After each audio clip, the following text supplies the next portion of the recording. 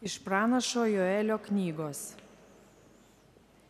Dabar, sako viešpats, iš visos širdies atsiverskite į mane pasninku, verksmu ir raudojimu. Persiplėškite širdis, o ne drabužius. Atsiverskite į viešpatį, savo Dievą, nes jis maloningas ir gailestingas, atlaidus ir geraširdis, jautrus dėl nelaimės. Galbūt jis atsigręš, galbūt ir pagailės, sugrąžins palaimą valgių ir gėrimų atnašoms, kurias jūs aukojate viešpačiui, savo Dievui. Ant Siono kalno pūskite ragą, paskelbkite šventą pasninką, suruoškite pamaldas, surinkite tautą, pašvęskite bendriją. Sukvieskite senelius, suveskite vaikučius, suneškite ir žindomus kūdikius. Te palieka jaunikis savąjį kambarį ir nuotaką savo alkierių. Tarp priengio ir altoriaus terauda viešpatės tarnai kunigai ir te šaukia: pagailėk viešpate savo tautos, neatiduok gėdai savo paveldėtinės, kad iš jų nesityčiotų pagonys. Kamgi turėtų tautos kalbėti, o kurgi jų Dievas? Ir viešpats dėl savo šalies pasistengė, savosios tautos pagailėjo. Tai Dievo žodis.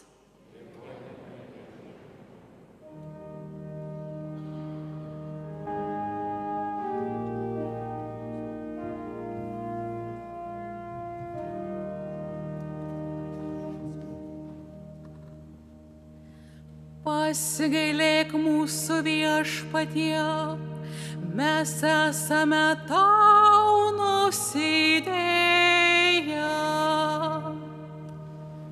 Pasigailėk mūsų viešpatie, mes esame tau nusidėję. Pasigailėk manęs, Dieve, tu didžiai gailestingas, gerumas tavo beribis, naikinki mano kaltybę, grinai nuplauk mano dėmę, numazgok mano kaltę.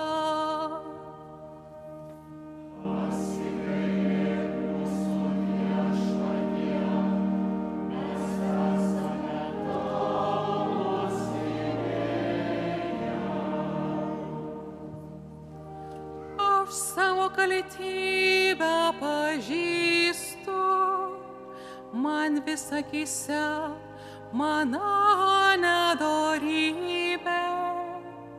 Aš tau, tik tai tau esu nusidėjęs, dariau, ką laikai tu piktybę.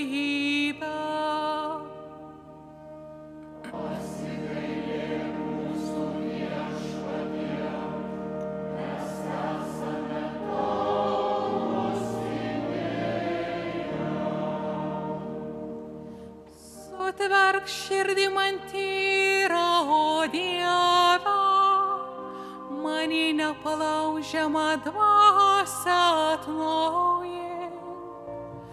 Vai neatstumki manęs nuo savojo veido, prarast tavo šventąją dvasią neleiski.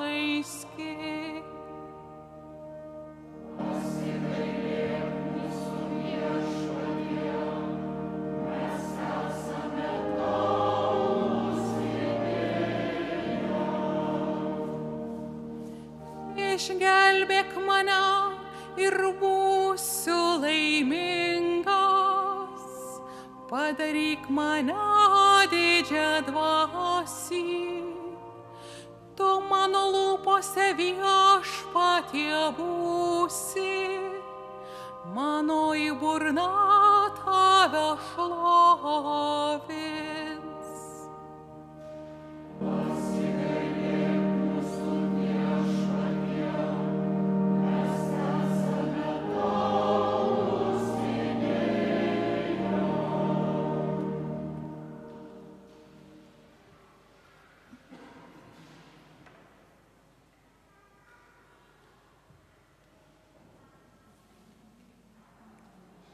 Iš Šventojo apaštalo Pauliaus antrojo laiško Korintiečiams.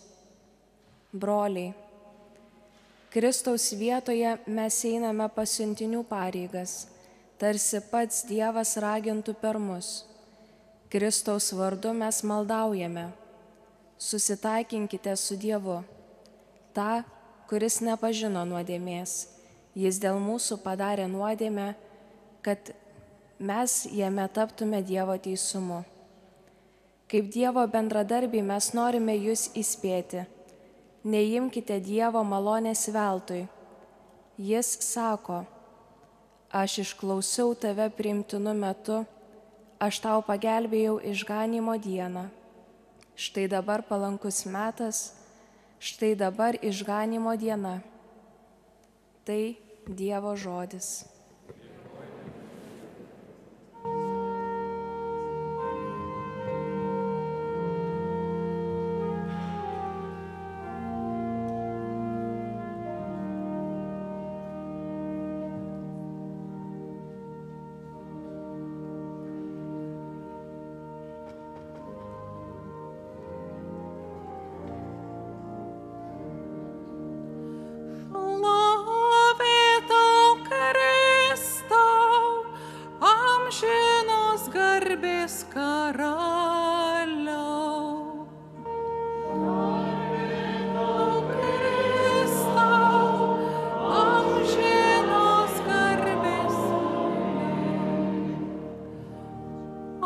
Išgirstumėt šiandien, ką jums Viešpats byloja, ten, kur jūsų širdis nebūna storžiavės.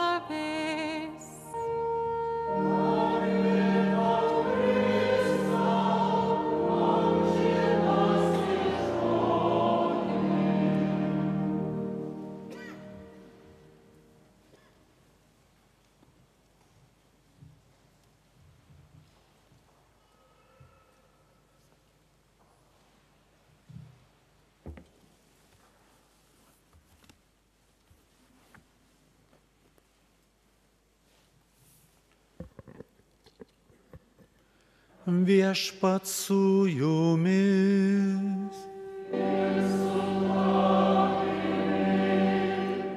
Iš Šventosios Evangelijos pagal Matą.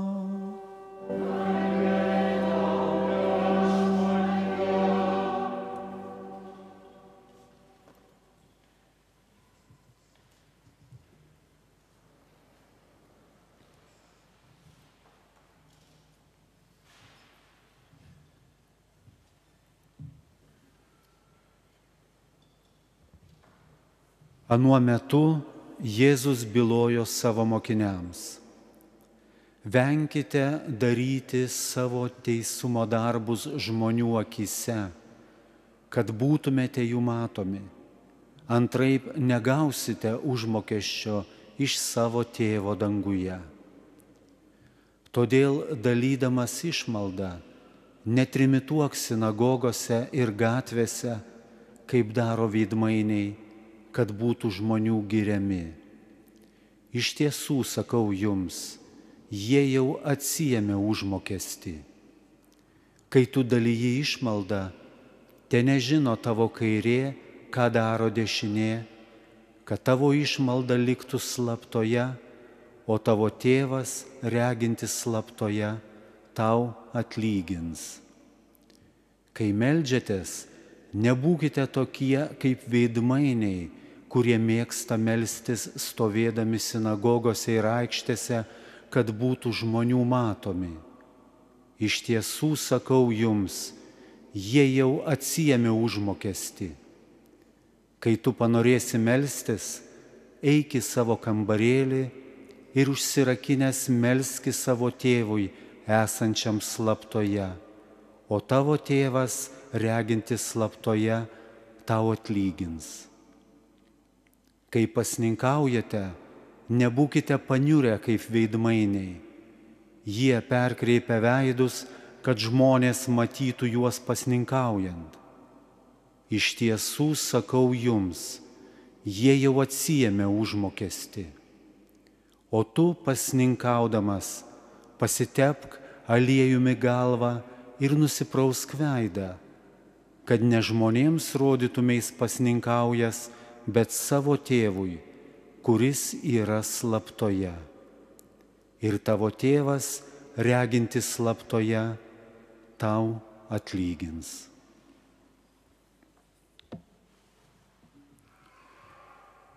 Tai viešpaties žodis.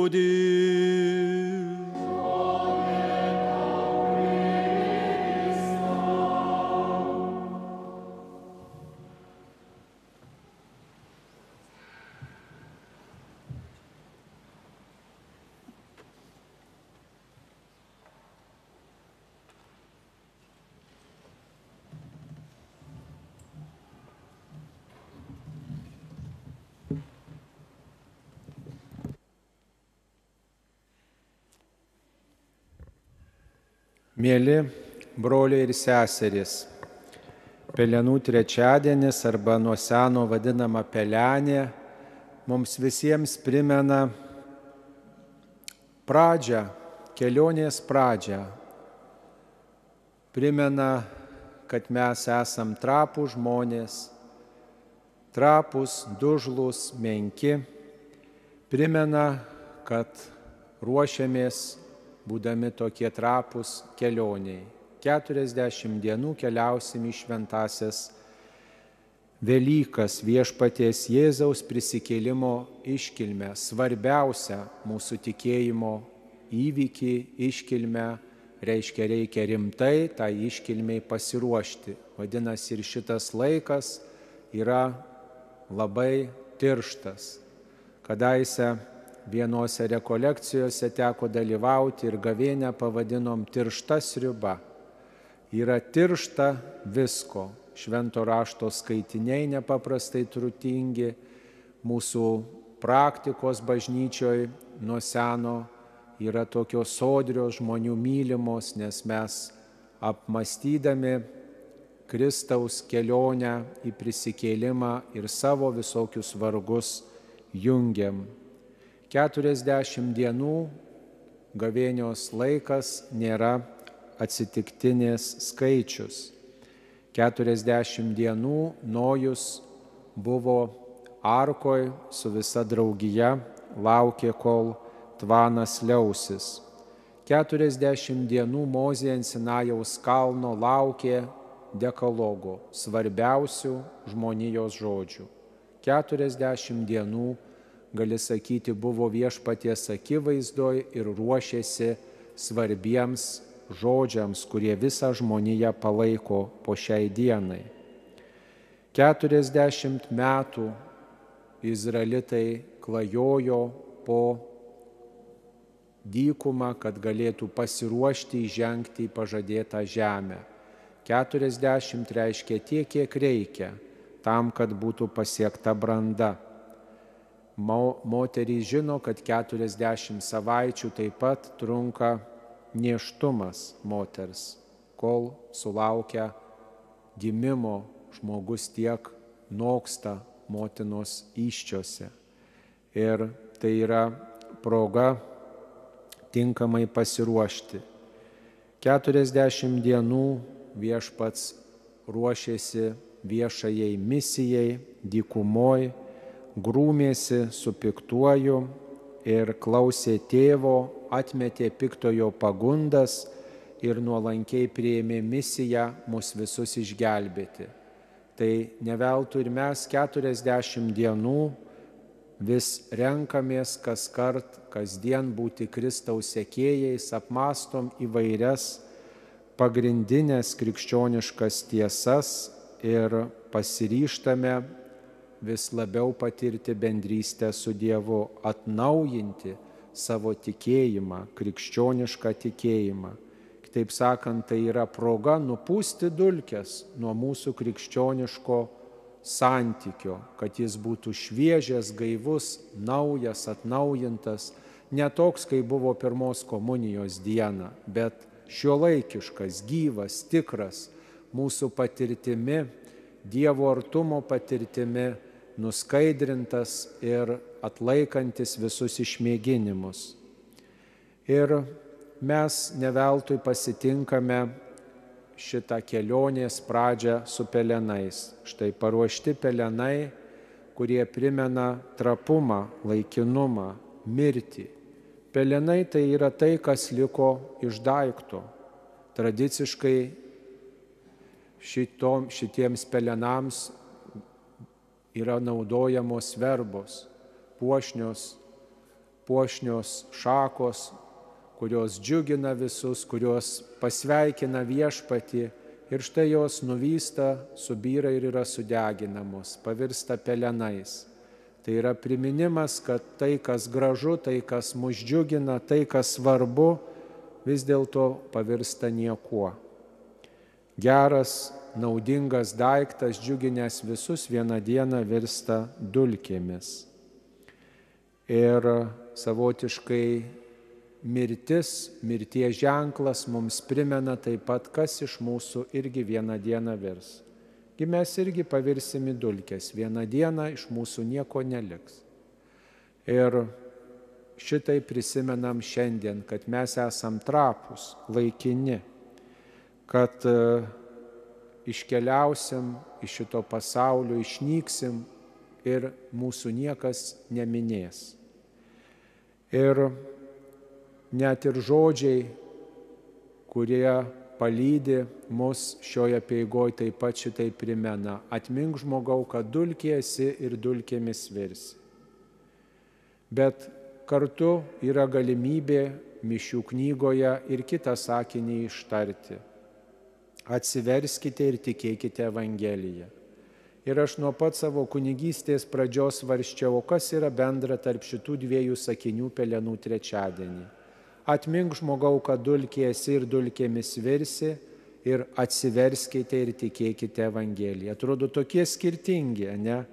Dulkė esi, žmogau, iš tavęs nieko neliks, ir atsiverskite, tikėkite Evangeliją. Tokia niūri žinia ir tokia džiaugsminga žinia, vilties žinia. Kas tarp jų bendro? O bendra yra štai kas: jeigu mes neatsiversime, jeigu mes nesikeisime, jeigu mes nesistengsime atgailoti iš savo nuodėmių, tai tikrai dulkėmis virsim. Bet jeigu mes išpažįstam savo kaltumą, savo trapumą, jeigu mes norim keisti savo gyvenimą, tai mes priimam viešpatį kaip mūsų talkininką, kaip gelbėtoją. Ir Evangelija yra tai, kas mums padės išlikti amžinai. Tai tie pelenai viena vertus primena trapumą, bet kita vertus juose savo nykume, savo nuodėmė mes suprantam, kad vieni be Dievo nieko, kad vieni be Dievo mes paklysim. Ir taip svarbu mums per gavėnę suprasti, kad Dievas nėra tik švelnus ir pūkuotas, toks labai patogus, kurį gali kaip nori, kaip katinėlį kokį turėti, padėti, gali ką nori su juo daryti, kad Dievas vis dėlto yra slėpinys, kad Dievas yra išmintis ir jis yra neaprėpiamas, jis yra didis ir jo reikia truputį galbūt pagarbiai bijoti, mylėti, ilgėtis jo, taip kaip mes savotiškai bijom savo įžeisti, įskaudinti tuos, kuriuos mylim, kuriuos vertinam. Mes pagarbiai laikomės jų akivaizdoje. Tai ir su Dievu gerai draugiškai sutarti, bet svarbu nemanyti, kad aš jį galiu perprasti, galiu lengvai perkrimsti kaip kokį riešutėlį. Kad Dievas visada bus didesnis ir prie jo reikia pagarbiai artintis. Ne veltui sakoma šventam rašte: Dievas ryjanti ugnis. Ir jeigu aš pernelyg lengvabūdiškai elgsiuos su visom jo dovanom, kažin kaip bus jo akivaizdoje. ar tikrai viskas taip labai paprastai pavyks man išsisukti. Tai svarbu tą sakinį taip pat išgirsti, atsiverskite. Atrodo, kiek kartų čia galiu vartytis, jau atsiverčiau vieną kartą, radau krikščionišką tikėjimą, bet žinot, apsnūstam, apsiprantam ir su Dievo artumu apsiprantam, ir su Dievo knygom apsiprantam, ir su liturgija apsiprantam, su viskuo apsiprantam ir atrodo, čia viskas taip įprasta.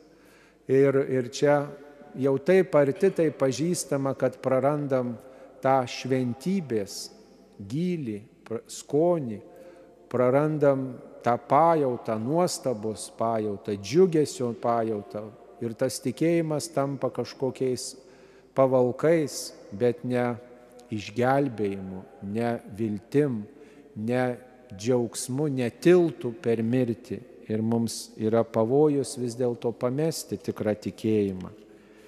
Tai štai gavėnia tam ir skirta, kad mes pakeistume savo mąstymą, pastebėtume, o kur yra mano yda, koks trūkumėlis, trūkumas, kurį reikia išrauti, kurį reikia nukirsti, su kuriuo reikia galinėtis, kur yra tai, kas mane kausto, kas mane suvaržo, santykiai su Dievu, santykiai su artimu, kas iškreipia mano istoriją. Nes laikas trumpas, esu dulkė ir jeigu nesikeisiu, tikrai tų dulkių bus tik daugiau mano gyvenime, o amžinybės tikrumo bus mažiau. Tai šiandien girdėjote Evangelijoje 3 pasiūlymus. Gavėnios programa, kasmet ta pati, bet vis kitokia, nes mes kitokie, nes pasaulis šiek tiek keičiasi. Malda, tarnystė ir pasninkas. 3 keliai, 3 medžio šakos. Čia prieš mišę sakiau iš popiežiaus Pranciškaus žinios, kad tai yra tarsi vienas komplektas. Tai susiję, ne, žmogus klausosi, meldžiasi, sustoja tam, kad suprastų, o kaip jis gali mylėti, tarnauti kitiems. Ir meilė, tarnystė kitiems be savęs apmarinimo, apribojimo neįsivaizduojama. Tai pasninkas nėra savitikslis, kaip ir malda nėra savitikslė, bet yra tam, kad aš galėčiau labiau mylėti Dievą ir kitus žmonės ir save patį. Taigi yra proga per gavėnią peržiūrėti, padaryti reviziją mano maldos gyvenime. Kaip aš meldžiuosi, gal reikėtų kokią maldą paimti naują, gavėnišką, galbūt reikėtų ateiti, pavyzdžiui, kiekvieną dieną į šventąsias mišias, užuot atėjus tik sekmadienį, galbūt reikėtų aplankyti švenčiausią sakramentą einant į parduotuvę, užeiti į bažnyčią, trumpam stabtelėti, gal pasilikti adoracijoje, kokią valandėlę įsipareigoti, galbūt reikėtų atsiversti šventą raštą, paskaityti kiekvieną dieną po truputį, o gal kryžiaus kelią įsipareigot apmastyti, po vieną stotelę bent kiekvieną dieną, po vieną stotelę, o gal dar kažką, kokią tylos maldą atrasčiau, kai paskaitau švento raštą ir nieko negalvoju, o tyliu, 10 minučių patyliu, prie Dievo žodžių. Gal atrasti sąžinės tyrimą. Yra daugybė praktikų, kur galima irtis į gilumą, kur mano malda gali būti sodresnė, kur galiu tikrai nudžiuginti Dievą ir taip pat paūgėti dvasiniam kely. Žinot, dvasiniam gyvenime yra taip, arba aš augu, arba aš mažėju. Nėra taip, kad vietoje stovėčiau. Jeigu mes nesistengiam savo maldos gyvenimo, dvasinio gyvenimo kažkaip tobulinti, gilinti, jeigu neturim to troškimo, tai mes savotiškai degraduojam. Mes tampam vis mažiau, sakytume, raštingi dvasiniam kely. Ir tai tikrai labai apmaudu, kai šio laikiniai technikos pasiekimai, kultūriniai visokie pasiekimai, o mūsų dvasinis gyvenimas dažnai skursta. Tai gavėnia yra proga vis dėlto praturtinti savo dvasinį gyvenimą, savo santykį su Dievu. Ir taip pat tokio kūrybingumo reikia ne tik maldoj, bet ir tarnystėje kitiems. Štai išmalda, senoviškas žodis, tai, kas kyla iš maldos, bet gali būti tarnystė arba savanorystė kitų žmonių labui, kur galiu kažkam pasitarnauti.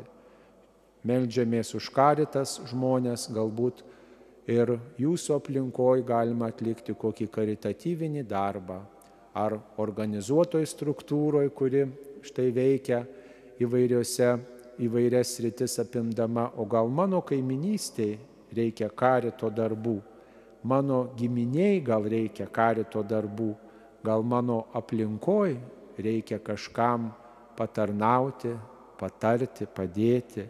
Ir svarbu tai daryti nesiafišuojant, nesireklamuojant, kaip ir Evangelijoje girdėjot, slaptoje, kad tik Dievas žinotų mano gerą darbą.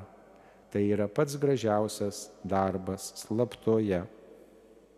Na ir aišku, pasninkas, mums įprasta svarstyti, kad pasninkas tai mėsos nevalgymas. Turbūt reikia pirmiausiai sutarti, kad pasninkas prasideda nuo susivaldymo, nuo abstinencijos, kad aš penktadienį nevalgau mėsos. Tai dar ne pasninkas. Tikras pasninkas, kai valgau vieną kartą stipriau, o kitus kartus lengvai užkandu.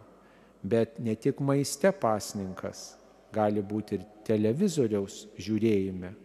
Mažiau žiūri televizoriaus, mažiau naudoju telefoną, internetą, socialinius tinklus, mažiau žiūriu filmus, mažiau dar kažkur geriu kavučių, dar kažko, sugalvot, kur aš galiu apriboti save ir ugdyti valią savo, kažką sutaupyti, kuo galėčiau pasidalinti.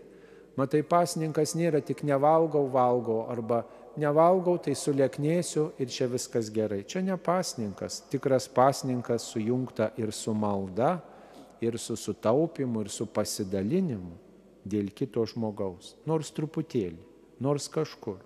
Ir čia tiek kūrybingumo reikia. Kur aš galėčiau ugdyti savo valią, parodyti solidarumą Dievo akivaizdoje ir kad tai būtų tikrai džiugi tarnystė, džiugus pasirinkimas. Taigi, jeigu mes svarstysim, kaip galime ugdyti save, auginti save, apriboti save dėl didesnio tikslo, tai tikrai patirsim šventės iškilumą ir tikrai patirsim, ką reiškia augti, ką reiškia artėti prie Dievo, prie kito žmogaus, ką reiškia subtili pergalė savy, kai įveikiu kažkokią ydą, kai išugdau užuot vėlavęs savy punktualumą. Kaip yra saldu, nugalėjau save. Aišku, pavojus puikuotis čia pat, bet kartu ir džiaugsmas. Tai nepriliks jokie saldumynai šitam džiaugsmui vidiniam, kad sugebėjau vis dėlto vieną ydą kažkaip priveikti bent kuriam laikui. Tai yra didis džiaugsmas, vidinė pergalė ir prisikėlimo patirtis tuomet tokia reali, tuomet tikra ir tuomet priartėju prie to, ką Viešpats skelbia prisikeldamas, ką Viešpats skelbia kovoj prieš blogį ir prieš nuodėmę. Taigi, mėly broliai seserys, tegul šitas 40 dienų laikas iš tiesų mums padeda labiau būti tikinčiai žmonėms, sąmoningesniais tikinčiais, kurie ne tik tai tiki pirmos komunijos tikėjimu, kurie ne tik tai laikosi senų tradicijų, bet kurie stengiasi pažinti Viešpatį, labiau jį mylėti ir labiau patarnauti tiems, kuriuos Viešpats jų gyvenime dovanoja, kad šitas laikas iš tiesų praturtintų, pagilintų mūsų gyvenimą, kad visus mūsų patiriamus sunkumus, išgyvenimus, vargus ir kančias padėtų prie Kristaus kryžiaus prisekti, padėtų kartu su Kristum tą kryžių nešti, kuris tenka kartais mūsų dienoms, kad savo varguose matytume Dievo artumą ir kad žvelgdami į Kristaus kryžių taip pat matytume ir savo kančios dalį, savo sunkumų dalį viešpaties kančioj. Ir tuomet tikėjimas iš tiesų mums bus savesnis, tikresnis, gyvesnis, ne tik tai išmoktas, paveldėtas iš tradicijos, bet tas, kurį ir dabar išgyvenu kaip mano gyvenimo dalį.